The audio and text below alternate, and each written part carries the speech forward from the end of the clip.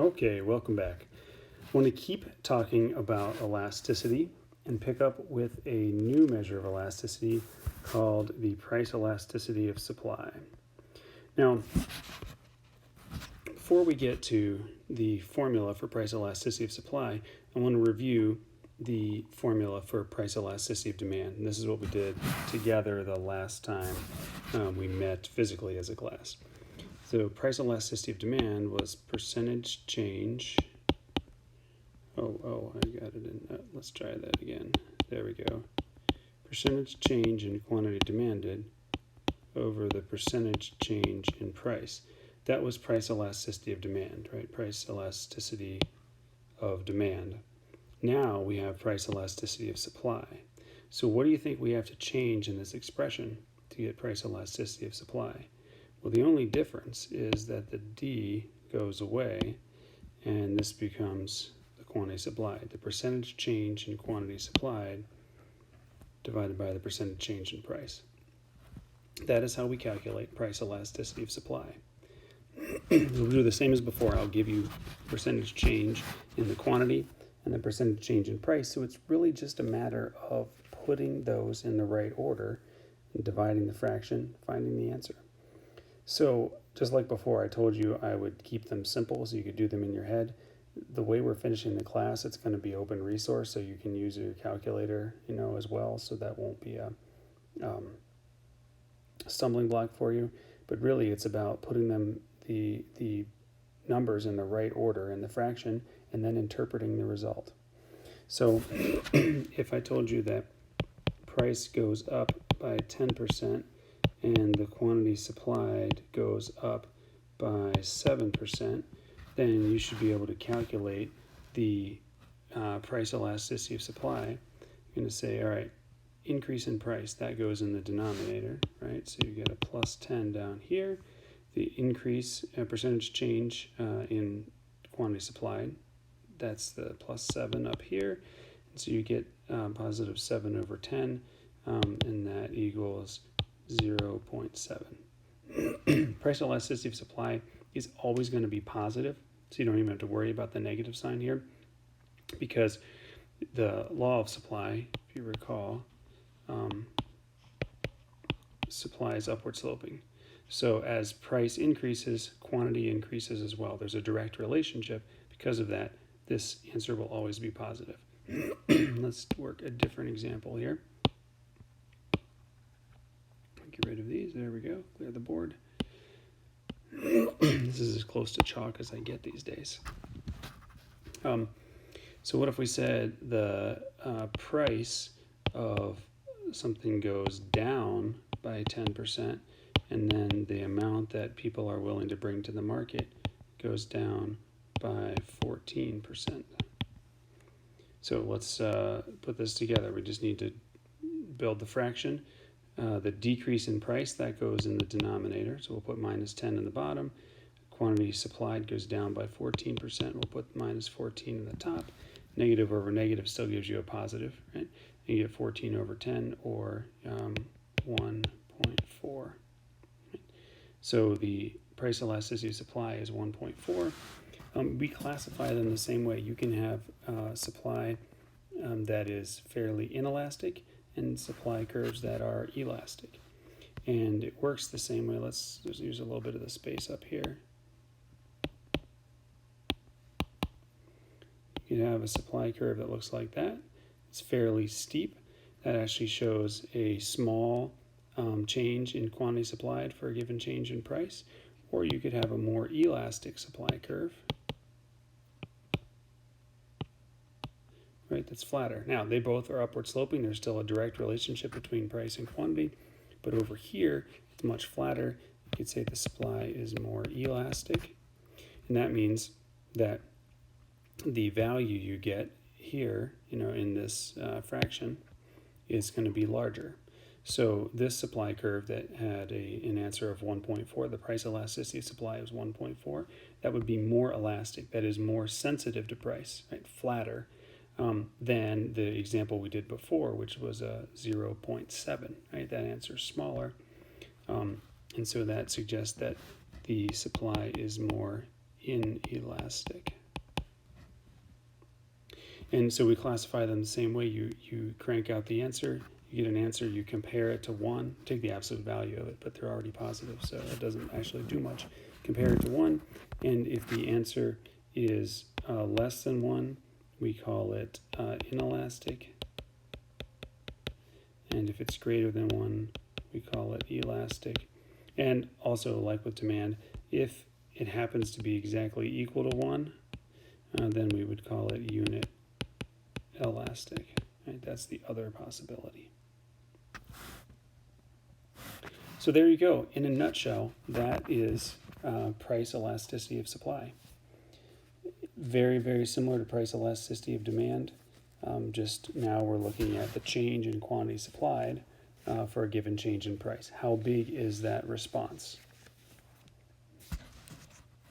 This is where I really want to pause and ask if there are any questions, but given that this is a video recording, I think you're going to have to email me, right, and follow up. If you guys email me questions, I'll interact with you. We can Zoom, we can email, whatever, to address them individually. And if I see a lot of them, I can make a follow-up, short office hours sort of video clip to address them as well. So don't hesitate to get in touch. So, why is this important? Let me draw another line across here. Why is price elasticity of demand and price elasticity of supply, why are these concepts important? Well, they play into a lot of things we've already talked about.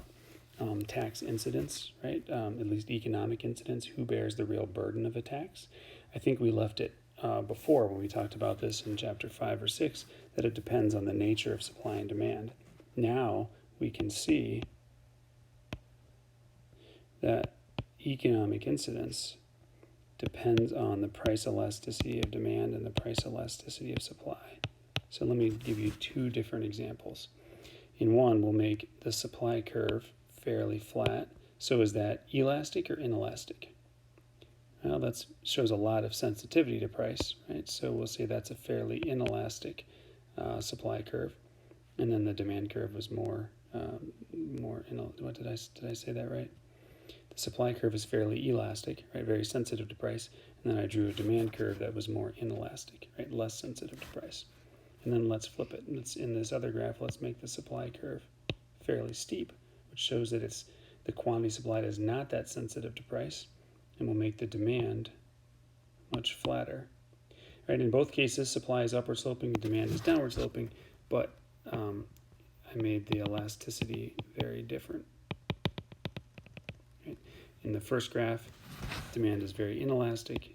In the second graph, demand is much more flatter, much more sensitive to price, much more elastic. Supply is just the opposite. In the first graph, it's fairly flat, very sensitive to price, very elastic. In the second graph, it's much more inelastic. Now let's wedge in a tax of the same size.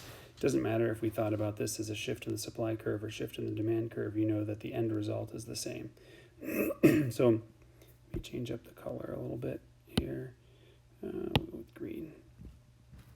So let's imagine that we put the tax on the seller, so that shifts the supply curve back by a certain amount by the vertical distance of the tax, right? Where this distance right here, that represents the tax. Then what happens? Here's the new total price that the consumer pays. Here's the amount that the producer gets. Here's the new equilibrium quantity, right? So the fewer units are sold. This is the price the consumer pays. This is the price the producer gets to keep. That box represents, that rectangle right there represents tax revenue to the government. But where does it come from? Well, some of it is cut out of consumer surplus, right? That's this whole section. And then some of it, let's pick a different color, how about orange, is cut out of producer surplus. But in this case, the consumers bear most of the burden of the tax, right? Most of the tax revenue comes out of consumer surplus, and a little bit of the tax revenue comes out of producer surplus. So because the consumers had a very inelastic demand curve, they ended up bearing most of the economic incidence, or most of the burden of the tax. So compare that to the situation over here. We'll impose a tax of the same size, but so it'll shift a curve. We could shift the supply curve by that same amount. Something like that. So there's a new price that the consumer has to pay. There's a new price that the producer gets to keep. The price the producer gets is down there. The price the consumer pays is up here. Overall sales go down a little bit. I can highlight the deadweight loss. We can fill that in yet. But then notice, let's see, what do we use? Purple for the part of the tax revenue that comes out of consumer surplus. It's that little part right there. And the part of the tax revenue rectangle that comes out of producer surplus, it's this whole big part down here. So notice that the orange plus the purple box together, right, that's tax revenue. But notice the difference. The party that has the more inelastic curve, whether it's supply or demand, they bear a much larger part of the economic incidence of the tax. So that's one important application, one reason that elasticity is important. Let's see, while we're here, let's highlight the deadweight loss. What color haven't we used yet? About pink. So notice that there is surplus here, potential consumer and producer surplus that goes away. Same thing happens over here in the other graph, right? So in both cases, there's a deadweight loss. But notice the deadweight loss is not actually very wide. When one of the curves was very inelastic, we don't have a huge deadweight loss.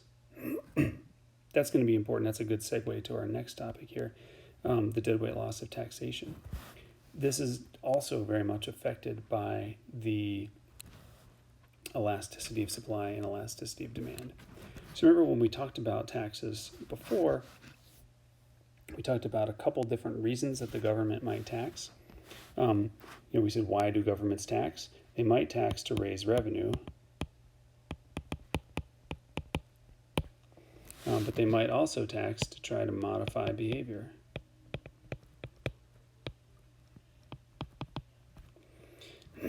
So that is, these are the ones called a sin tax, right? If we don't like smoking, we might put heavy taxes on cigarettes to try to discourage people from doing it because it's more expensive.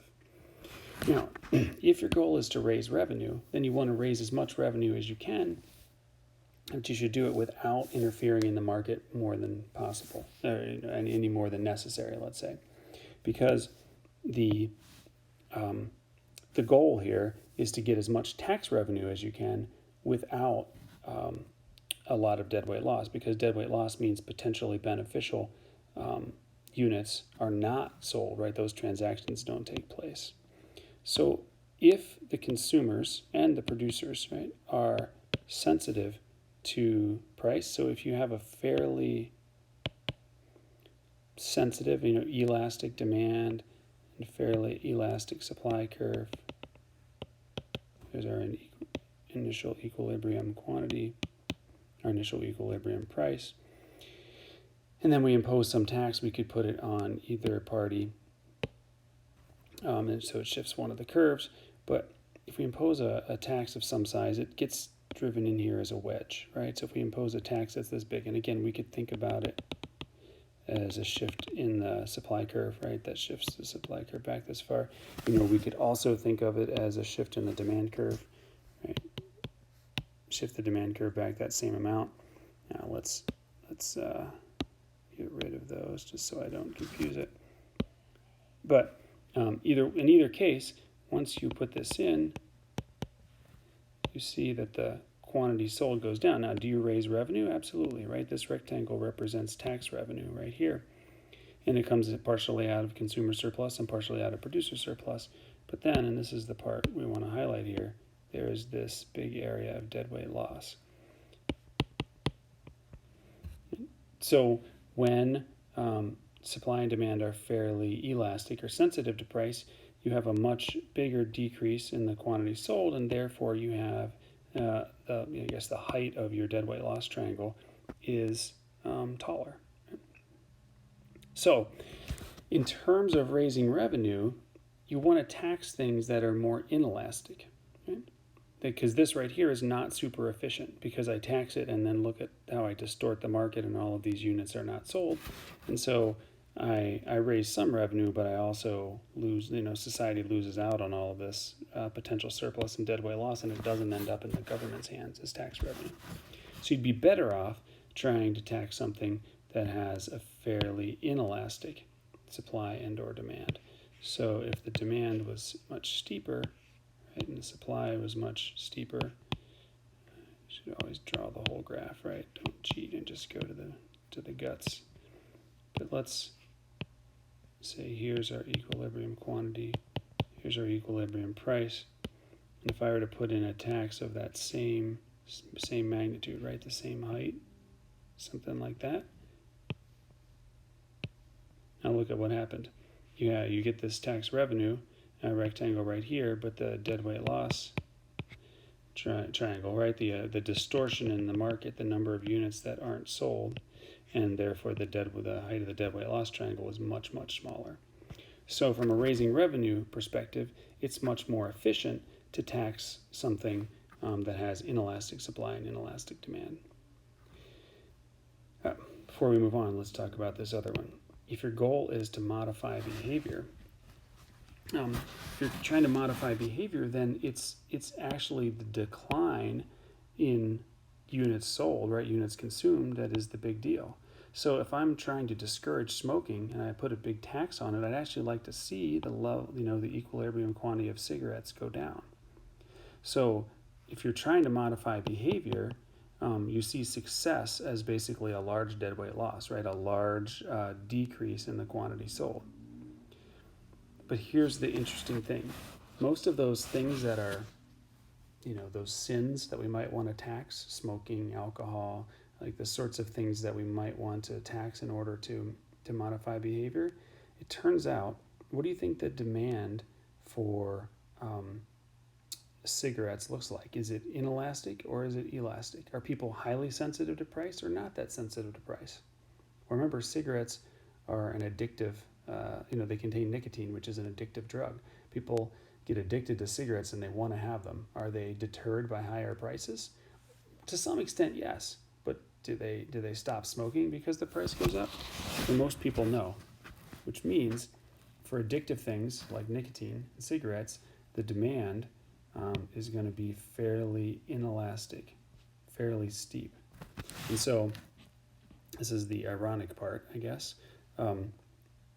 If your goal is to modify behavior, you'd like to see a big decrease in the quantity consumed. But the thing is, those exact things that we might want to discourage often have an inelastic demand, which means you can tax them a lot and only have a small deterrent on the amount that's actually consumed. But the silver lining, pun intended, for the government is that you may actually collect an awful lot of revenue. So taxing cigarettes may not actually discourage smoking that much, but it does raise a lot of revenue for the government. The one little asterisk, the asterisk that I should add there, one little thought is that the price elasticity of demand may not be the same for every demographic group. And I'm thinking especially of kids. It's very possible that young kids don't have a lot of money and are therefore more constrained and that their demand is more price sensitive. And if that's the case, then high taxes on cigarettes that make them more expensive may discourage, to some extent, smoking among young kids. And so if you stop people from getting addicted, or you reduce the level of addiction to nicotine and cigarettes when people are young, then you reduce the amount of smoking, right, that happens over the course of their lifetime.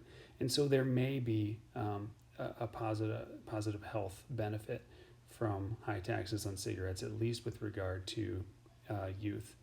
But in terms of most adults, the discouragement of smoking from the high tax is actually pretty small. So there's the dead weight loss of taxation. We have one other application, and then I want to move on to other elasticity measures and then wrap up. But I think this has been going a while, so we're going to break this into chunks and end this video here.